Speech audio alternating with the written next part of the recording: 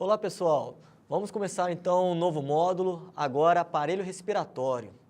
Vocês lembram que no último módulo nós falamos sobre o aparelho cardiovascular, né? E o coração que está envolvido com o aparelho cardiovascular, ele está intimamente ligado ao pulmão. Vocês lembram que existe uma circulação de sangue, um circuito pulmonar, em que o sangue ele é bombeado do coração para o pulmão, para lá ocorrerem as trocas gasosas e com isso o sangue ele passar a aumentar a concentração de oxigênio e diminuir a concentração de CO2. A gente falou isso no último módulo. Agora nós vamos complementar falando mais especificamente das vias por onde o ar passa e como que ocorre essa troca gasosa. Então, o aparelho respiratório, nós temos as vias aéreas ou vias respiratórias, que é por onde ocorre a condução do ar até os locais onde ocorrerão as trocas gasosas. E no pulmão, que é o local onde efetivamente ocorrerão as trocas gasosas, O oxigênio que vem do ar atmosférico, ele vai entrar na corrente sanguínea ali no pulmão, tá? E o gás carbônico que está em alta concentração ali no sangue, no pulmão, ele vai sair dos vasos sanguíneos, vão ganhar ali os alvéolos para poder, para esse ar poder ser eliminado com a alta concentração de CO2, tá? Além da função primordial de respiração que tem esse aparelho respiratório de trocas gasosas, esse aparelho também respiratório, ele serve para olfação, ou seja, sentir o cheiro, tá, dos alimentos, fonação, ou seja, através desse aparelho respiratório que tem a condição de liberar uma voz que serve para uma comunicação, mesmo que a comunicação dos animais seja de maneira rudimentar, através dos gritos, de gemidos, de berros, eles podem se comunicar e o aparelho respiratório é importante nessa função. E também o aparelho respiratório tem a função de regulação da temperatura corporal. Tanto é que um animal, quando está com a temperatura elevada, a temperatura corporal elevada, ele começa a respirar de maneira mais frequente para que aquele ar quente ele seja expelido e com isso ocorre uma maior troca de calor do corpo, fazendo com que ocorra uma resfriação do corpo.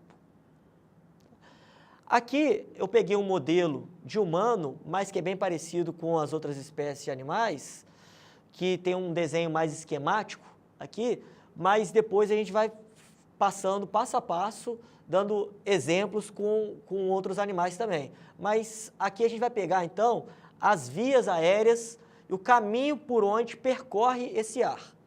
Inicialmente, o ar vai entrar pelas narinas, que é diferente em diferentes espécies, tá?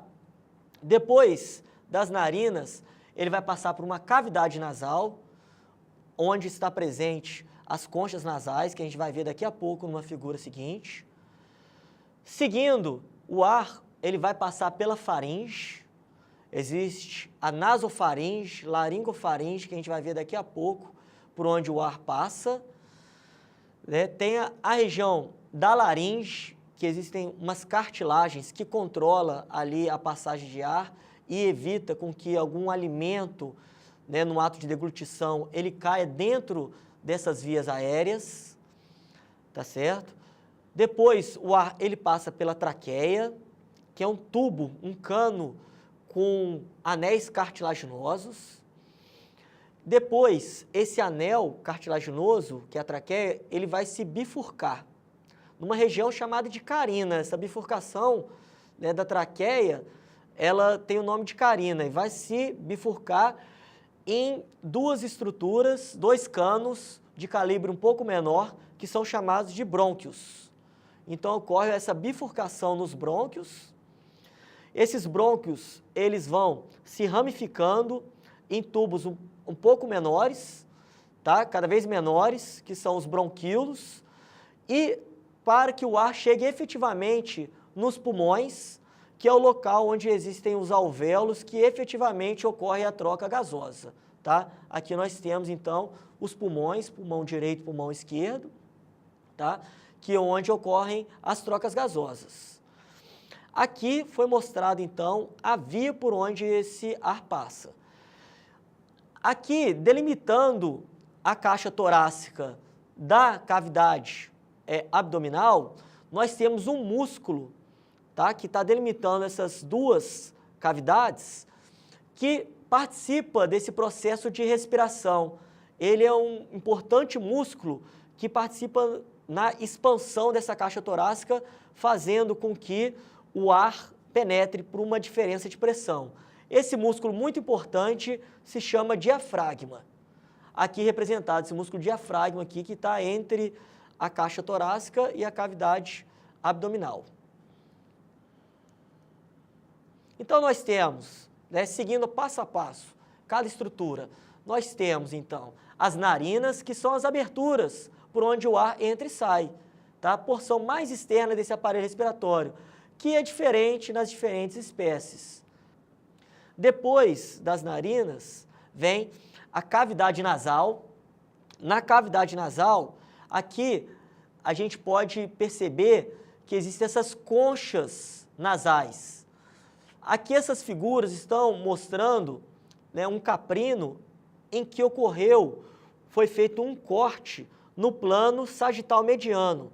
Então foi feito um corte bem, né, em duas partes simétricas do animal, e a gente consegue perceber aqui, olha, aqui está a boca do animal, aqui em cima está a narina, tá?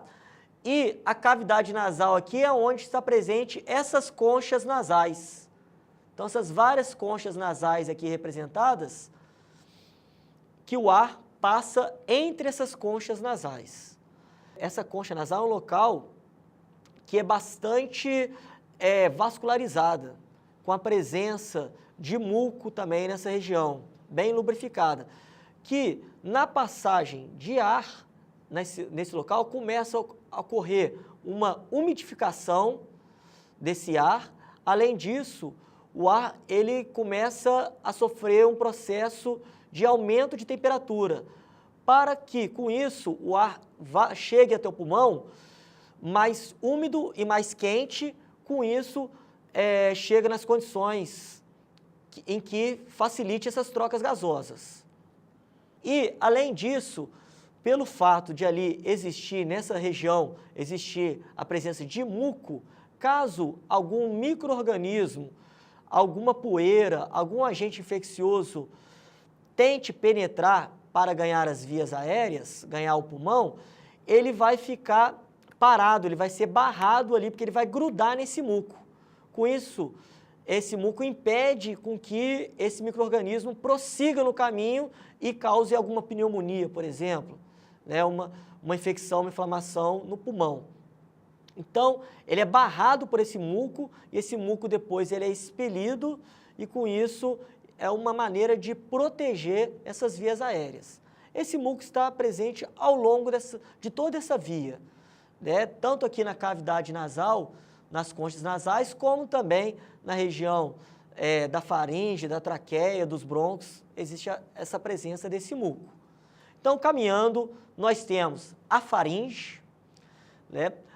Aqui mostrando também um corte sagital mediano de um cachorro, em que depois da cavidade nasal nós temos a faringe. A faringe ela é dividida na nasofaringe, aí embaixo aqui na boca, nessa região aqui, né, bem caudal na boca, nós temos a orofaringe, e na região da cartilagem da laringe, nós temos a laringofaringe.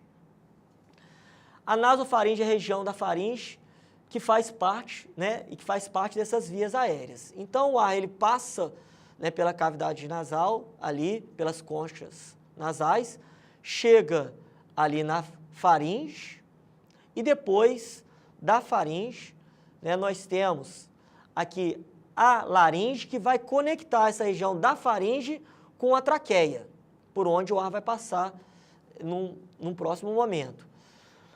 Aqui na laringe, é importante a gente saber que existe uma cartilagem chamada epiglote, e essa cartilagem, ela se movimenta quando ocorre a deglutição de algum líquido, de algum alimento.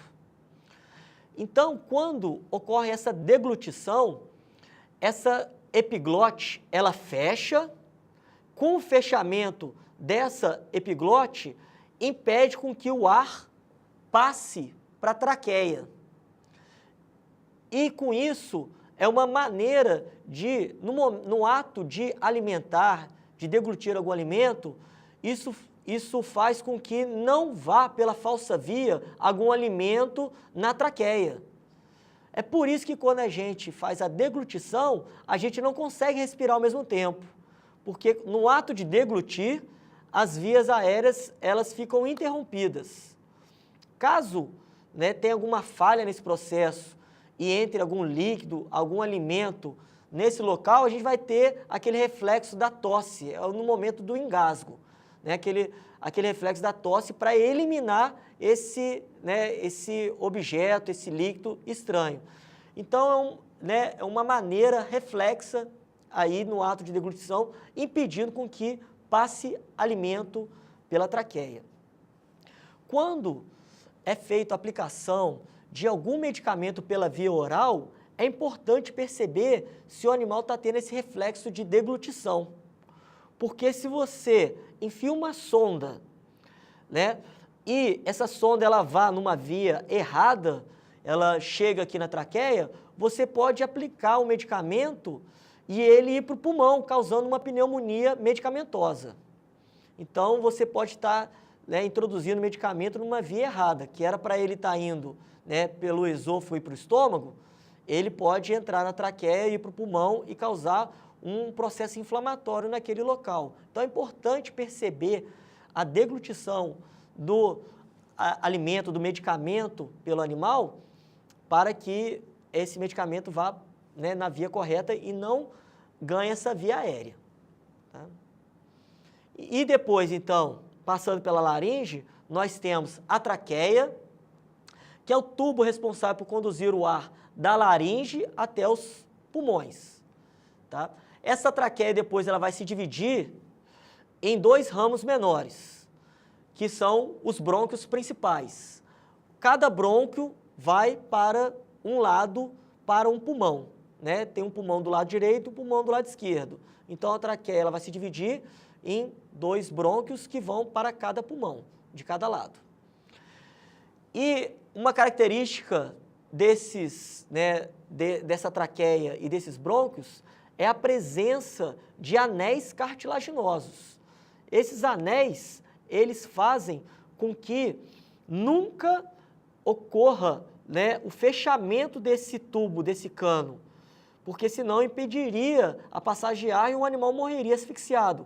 Esse tubo com anéis cartilaginosos, ele funciona da seguinte maneira: se você aperta, caso você aperte essa traqueia, depois a gente vai poder ver isso no nosso módulo prático, caso a gente aperte a traqueia, logo que você solta, ele se restabelece, ele sempre vai ficar um cano aberto, para que a passagem de ar nunca seja cessada. E, finalizando, o ar, depois dos brônquios, ele vai, cada vez esse tubo vai se ramificando em tubos menores e dando, origem aos bronquíolos, que são brônquios com um diâmetro menor, e chegando no pulmão, que é um órgão par contido na cavidade torácica, que é o local que efetivamente ocorrem as trocas gasosas. Tá? O pulmão, ele apresenta uma coloração rosada. Ele, quando no animal vivo ou recém-abatido, vocês podem perceber que ele é muito vascularizado, uma coloração avermelhada, rosada, pelo fato de ter um fluxo de sangue bastante grande naquele local, pois o sangue chega ali para que ocorram as trocas gasosas. Então, no final desse tubo, que seria dos bronquíolos, nós temos vários sacos, que são os alvéolos, que esses sacos todos são muito vascularizados, e o ar ali nesses alvéolos é o local onde o ar ocorre essa troca de gás com esse sangue que chega naquele local. Então, no pulmão é o local que efetivamente ocorrerão as trocas gasosas. O sangue que chega pobre em oxigênio e rico em CO2, ele vai ficar rico em oxigênio e pobre em CO2 pelo ato da respiração. Com isso, esse sangue vai poder sair dali oxigenado, voltando para o coração, que nem a gente viu no módulo anterior, voltando para o lado esquerdo do coração, em que será bombeado depois para o resto do corpo, um sangue rico em oxigênio e pobre em CO2, para que as condições fisiológicas das células do resto do corpo possam ter condição de trabalho, de sobrevivência e de vida dessas células. Os pulmões, eles têm a característica de ser dividido em lobos. Isso a gente vai poder visualizar melhor na aula prática. Então, estamos chegando ao fim desse módulo de sistema respiratório, que tem o intuito principal de fazer as trocas gasosas, tá? Mas também a gente percebeu que tem a função da fonação, né, da olfação e também do controle de temperatura. Então, eu vejo vocês na próxima aula, no próximo módulo, tá? E vamos tomar um café e vamos para frente.